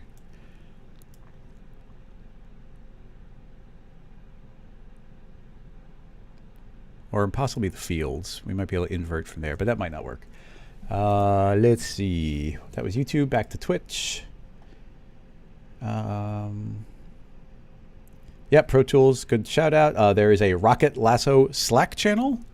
And if you like this type of stuff and you want to be able to always get alerts about it, and there are cool contests and other people asking questions, answering questions, just helping out everybody. There's a cool Rocket Lasso Slack community. You can go to rocketlasso.com and go to the community tab to get it. Easiest way to say it now. Yeah, simple zipper rig. Is there a list of useful formulas somewhere? There's not a list of formulas, but you can get the components of formulas by going to, I wish you could just like right click on formula and then say show help, and they would bring you right to it. But we'll go there. Actually, I think it does. If you right click on formula, it'll go here, and the formulas, well, there's not formulas, but it'll go to this page. But if you scroll in here, a list of possible formulas is found here. And click that, and that will bring you to this page, which is actually the useful one. So this isn't a list of like useful formulas. It's not like here's the zipper formula, but these are all the components that you could use to build a formula. So for instance, where is it? There's mod right there. Oh, actually, that's interesting. The mod works with me doing brackets, but it's supposed to be parentheses. Interesting. But yeah, so that's like how you learn to use mod, but you can clamp things, pick minimums, maximums, random, like generate random numbers. So all that stuff is here. Good to know and help. And I still reference this all the time if I'm trying to do something specific.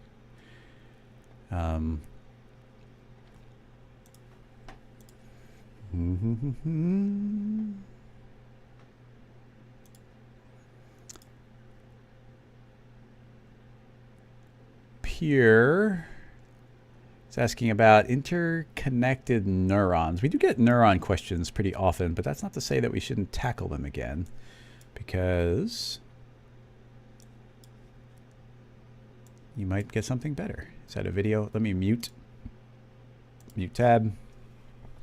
What do we get? Oh, you're probably meaning this one.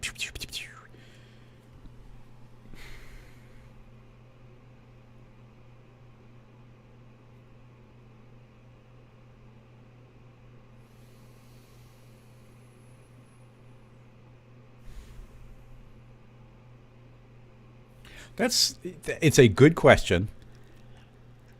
We could do some sort of approximation, but I don't have anything new to say on it yet.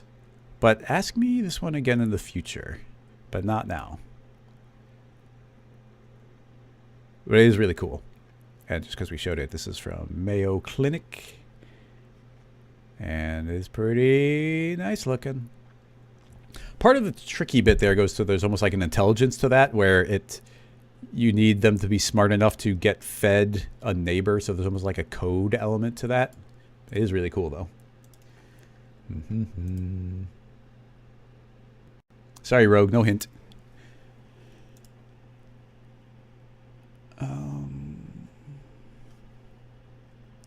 RBX, what do you got? How do we control a slider with Espresso that is already used by Espresso? So two individual sliders controlled by Espresso, that both sliders should be controlled by one main slider. Ooh, okay, let me see if I can parse that. How can we control a slider with Espresso that is already used by Espresso? Okay, so I think I know what you mean. Let's go into it. That's an interesting question. It's a fun, let me save this as a zipper rig.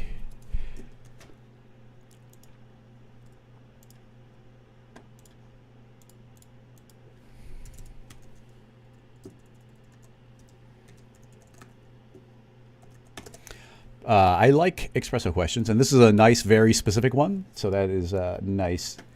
I approve. So let's set this up.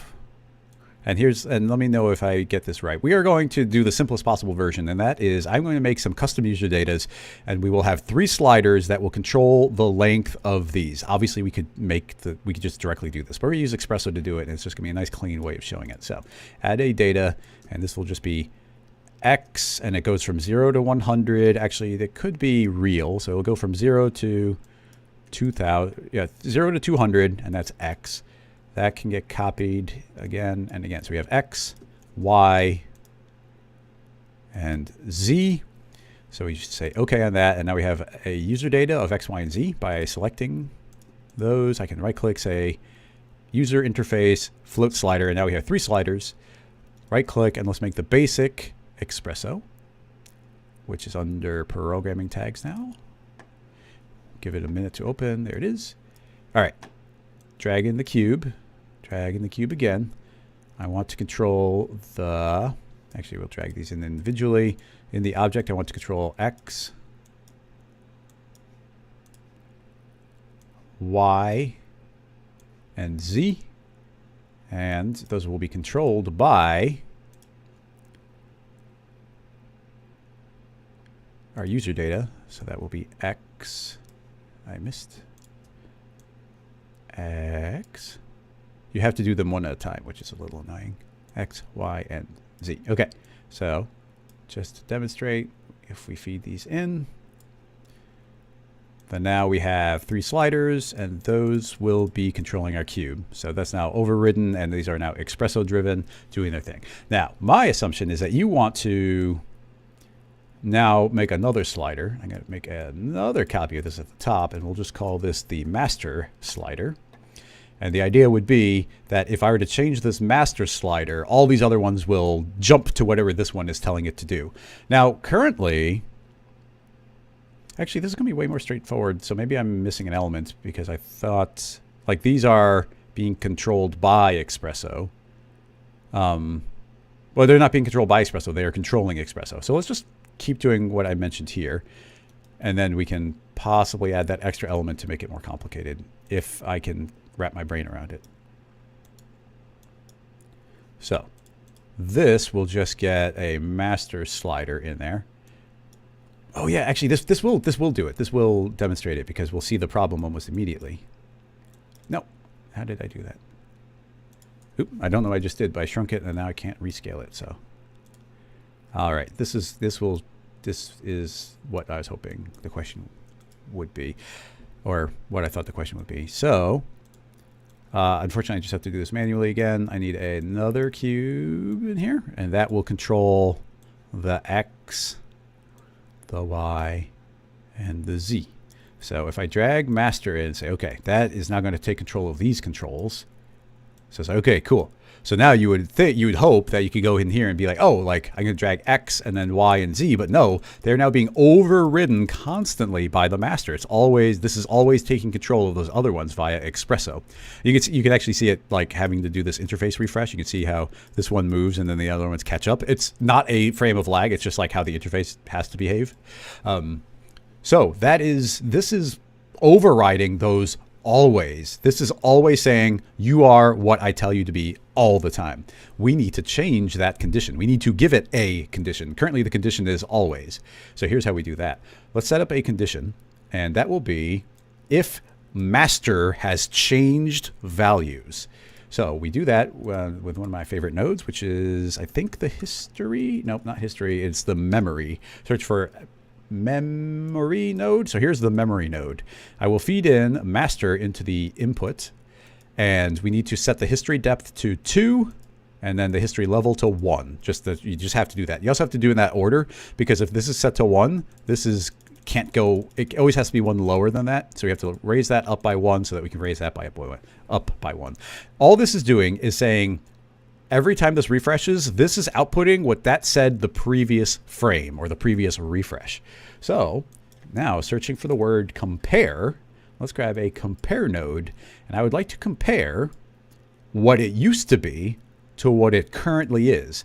And if those two things are not equal, so not equal, then that means it has changed. So currently this is a statement saying true or false, saying, has this changed? Oh, those two things are not equal? Then that means it did update. It did change.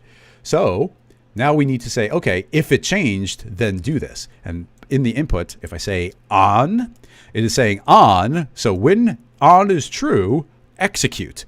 It's only true when master updates. So if I were to grab this and drag it into on, now we can close that. And under here, I am now free to change these values to anything I want and individually control any parameter. And then if I grab the master slider and move it, all of them will now go and catch up to it, because the master slider is going from 71 to 151, which means it changed. But now it's not changing. It's still 151 compared to 151, which means, hey, don't update. Don't worry about executing that chunk of Espresso. And that means these are free to be individually manipulated until the slider changes again, in which case they'll all go do exactly what it wanted to do. I hope that was answering the question, because that was a nice, quick, clear demonstration. At least I think so, of that concept. And it's one I've been using for years and years. Espresso limit,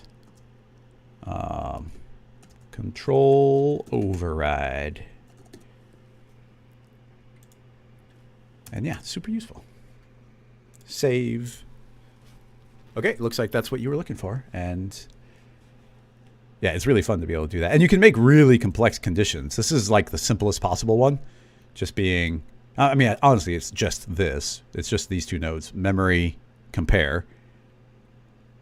And it sets a condition for on. It's the kind of thing, and here's another thing that I might do. I mean, this isn't a great example of the position of the type of setup, but I would make, you could make a copy of this cube, and even though this is saying like, oh, that's getting overridden, well, it's only happening on that change. So we could make a second one, and I can make a, let's search for time. So here is the time. And I don't want to output time. I do want to output the frame. So I could say, copy this compare node over and say when frame equals 0. So at the time of 0. So like when, just like dynamics resets at the time of 0, we could say at the time of 0, this is now true. And then we can set these to whatever we want. So we could say, hey, at the time of 0, let's search for a constant. Here's our constant number. I could say at the time of 0, I want all of X, Y, and Z, and honestly, potentially even the master slider. But let's just do X, Y, and Z. We could set those all to go to 50 at the time of 0. So if we're moving our slider anywhere we want, then we can set these to anything we want. This will override that, and it did.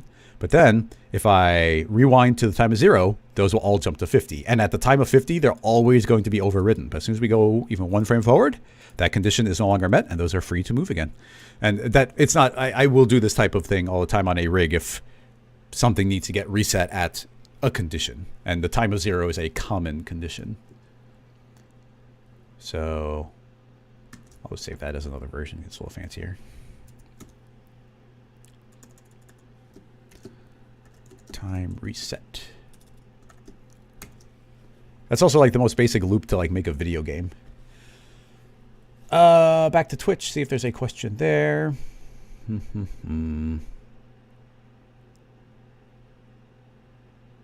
People talking back and forth. No, not a new question. I haven't really used the Python effector. I haven't had specific uses I wanted to do with it, but it's a thing. Meeks had a cotton clouds question. I know this was, you posted this a little bit ago. Let's see what we've got. This is from Sam Southward. And Nexus Studio. Cute. Did you call out a time code? Stop motion digital. Time. Oh, this is a making of. Where's the cotton clouds you were talking about? Oh, they might have made this all for real.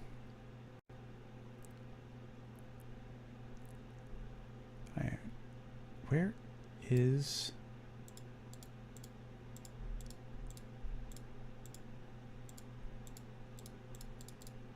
It's not that long. How am I missing cotton clouds?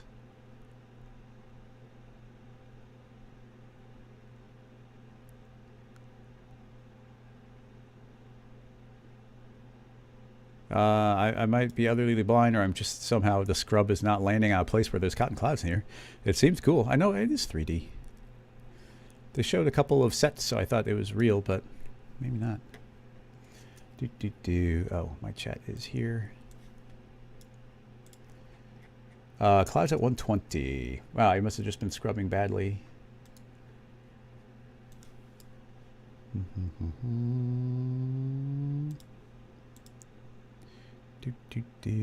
Oh. We don't see them moving. Those are just like wisps of cotton. Also, I'm not sure, but the fact that they're showing these look like they took actual cotton. This is, I think this is probably a photo of real cotton. So your question essentially was like, okay, how can we emulate this cotton look in 3D? But this company who just made this 3D piece said, okay, it's crazy to try and make this cotton. Let's just take a photo of real cotton on a black background and we can use it as an alpha channel. Honestly, I don't have a great answer because of the sheer amount. Like the randomness and... yeah, like there's a flow to it, but there's also a randomness to it. And if you were to look at just even right there in the tippy tail, there's probably still like hundreds of fibers to form these. So like, is there certain things we do to emulate it to a certain degree? Like potentially something I'd be a little bit curious about. I just kind of stepped through the idea of this volume. The one thing I'll try is what if that had the same volume? What if we just work from this file and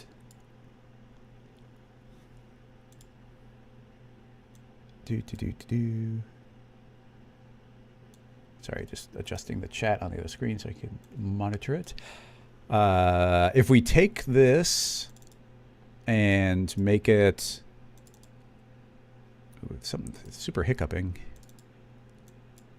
make that fully white, probably crank that over, redshift, render view. So if we make this white under advanced, this is the most important parameter, is the density.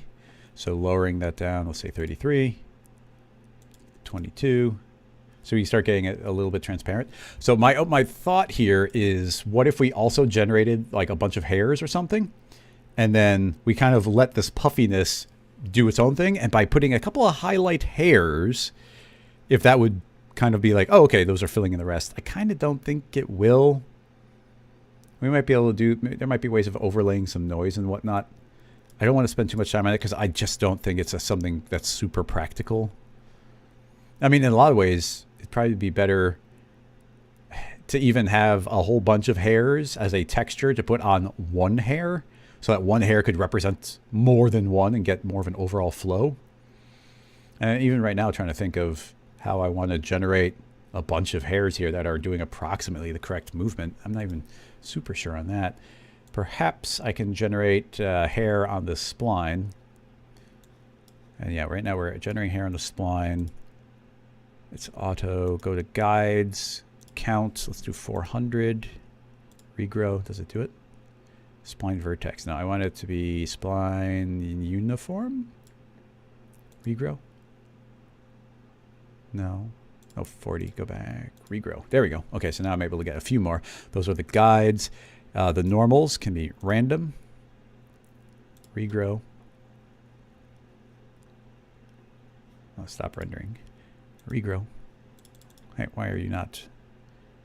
Oh, that's regrow. Okay, yeah, sorry, not reroute, regrow. So now we can get these random hairs going. And I mean, I imagine even here we'd need quite a few.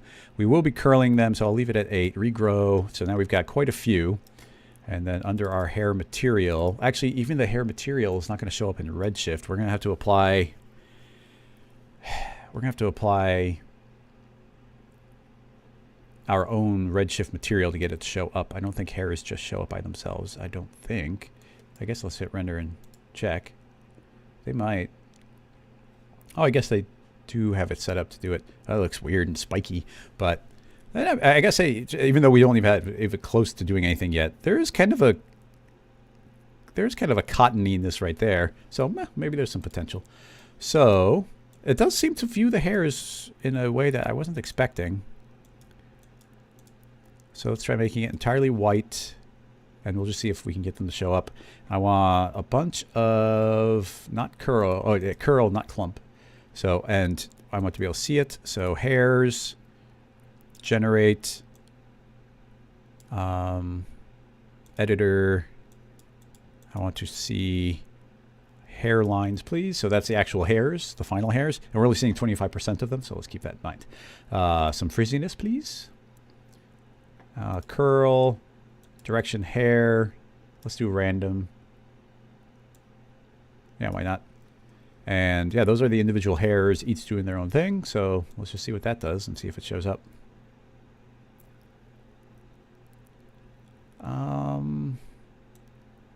Yes and no.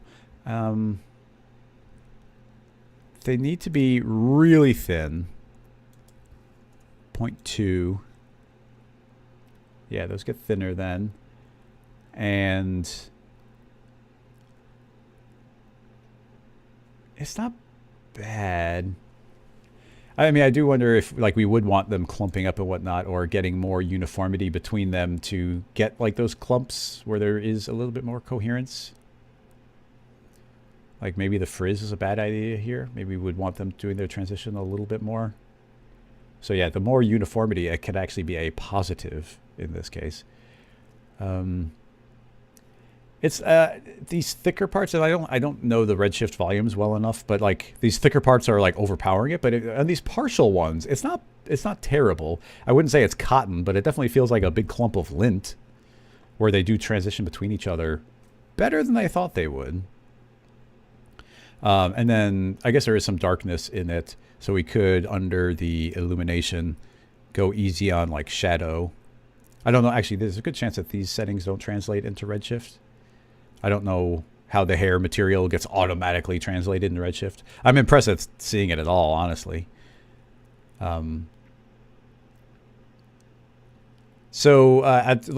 That's where I will stop this one. I'll save the scene file in case anybody's interested in like exploring it further. It's the kind of thing that I'll keep in mind in my own experiments, so maybe I can be more informed in the future.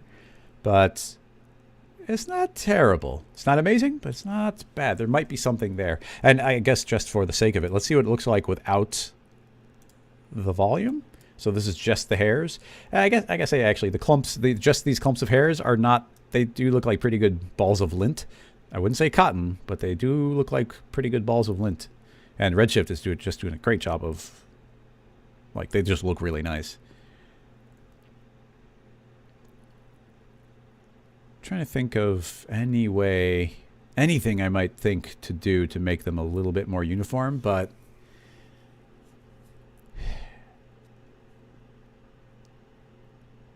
I don't know. It's a situation of there's supposed to be a uniformity in a way, but we also need a lot of randomness, and we're not. It's just not a. I can't immediately think of a setup that gives us the best of both of those worlds. So we've got good lint balls. So we'll leave these at lint balls.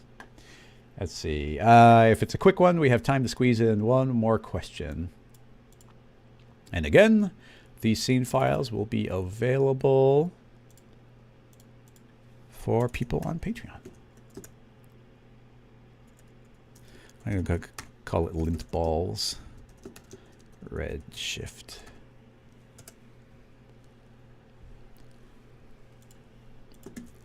Yep. I do not use aces at all. I don't render very often. I'm just not a person who does all that much rendering. Jed, I have not specifically really considered any other renderer. I wasn't even using Redshift until Maxon purchased it. It is my goal to, because I don't render that often, it is my goal to support, well, to work on the most common one, the one that's going to be used by the most people, because it's not terribly important to me. Everybody's got their favorite render. If I was like, oh, let me think about cycles, and I start playing with cycles, then the Arnold people are going to be like, hey, like, how about Arnold? And then the Octane people will be like, how about Octane? For every renderer, that would be the case. So me having the ready answer of like, well, Redshift is the one supported officially by Maxon, so that's the one I will use if I'm going to use a third-party renderer. I guess at that point, well, it's still, I guess, third-party. It is a separate team that develops that, even if they get to work really closely with Maxon. But that is currently my policy. Yeah, Tobias, we could clone more hair onto... Well, even right now, cloning each hair... We could clone more hairs, but right now it is not... These are not individual hairs getting cloned onto individual strands. These are hairs that are blending from one strand to the next. Like they're looking at their neighbors and then blending between those. So this isn't even like individual clumps of hairs doing their thing. It's a series of, it's 5,000 hairs transitioning between all of the different guidelines. So even that wouldn't be a smooth transition. Potentially could be interesting. But you'd have to, like, at that point, I would clone a series of, like, individual polygons along the spline. And the individual polygons could then spawn a bunch of hairs, and those would all start out clustered together. Could be a way to go. I don't doubt that the great Zalam is talking about how it does great volumes, arguably the best volumes.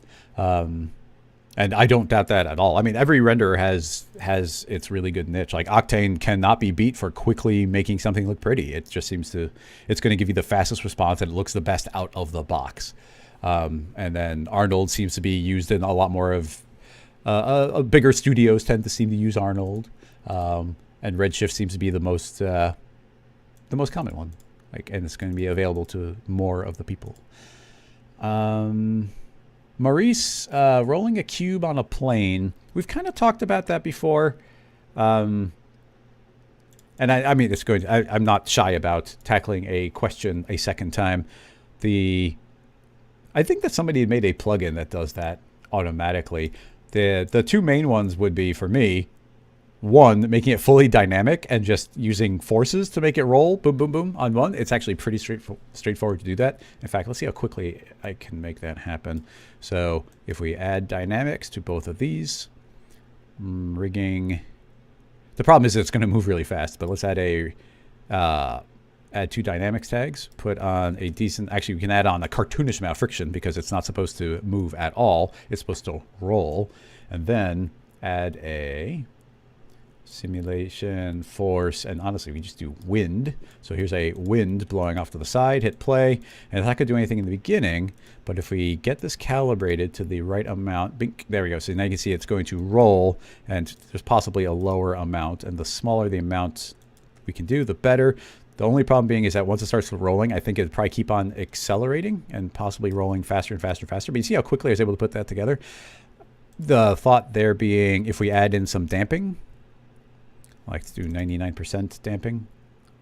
Yeah, so at 99%, this is, you see that we're back under control now. You see it's going to tip it over, but it's not like getting out of control. So that's just a very, very quick, I'm not even going to save that, but that's a very quick setup. If you want to do it more mechanically, and honestly, like I said, I think somebody has a plugin that does this automatically, but my go-to for making something mechanically roll like this would be a series of nulls in the exact place. So if we put a null in the corner, which is going to be exactly 100 and 100, then now we have a null exactly in the corner. So if the cube was made a child of that, this null could now rotate. And let's set this to linear just to keep it as simple as possible. Control D, keyframe, linear. So this will rotate on B. So B, record, 10 frames later, rotate 90 degrees. Nice. So that is now going to rotate the cube, bink, right there. So if we wanted the next one, then we'd put a second null. In this case, I can copy and paste the existing null. And I think, let's see, that's going to, the parent comes later. I might be doing this. The great Zalam is saying that it's called Roll It plugin.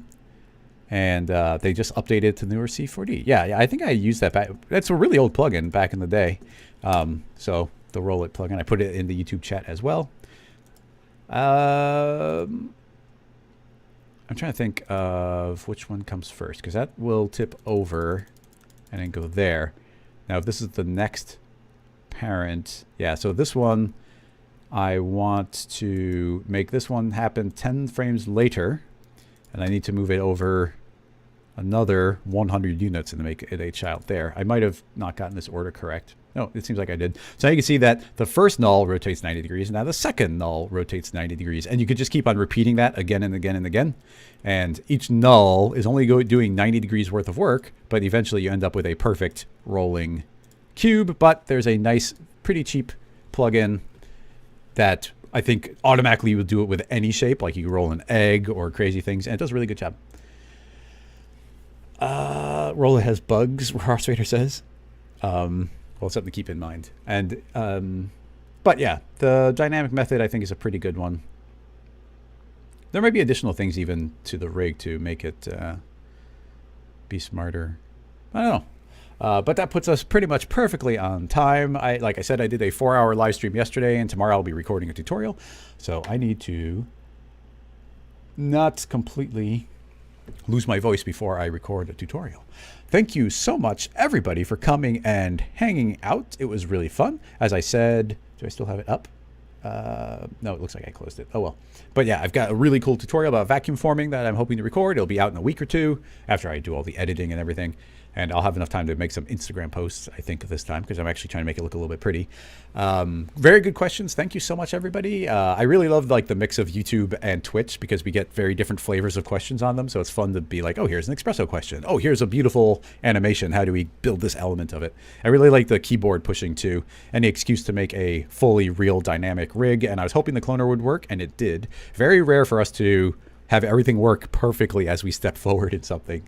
So it's really fun. Thank you so much, everybody, for coming and hanging out. As I mentioned, there's a Patreon set up. You get the scene files on there, and you also get access to the Tuesday and Thursday live streams, and you get early access to everything posting a little bit early. So that's the thing.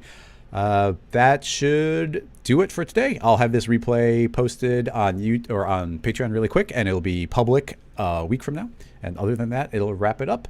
Thank you so much, everybody, and I'll see you either tomorrow for the bonus stream or next week for the regular one. I will see you next time. Bye-bye.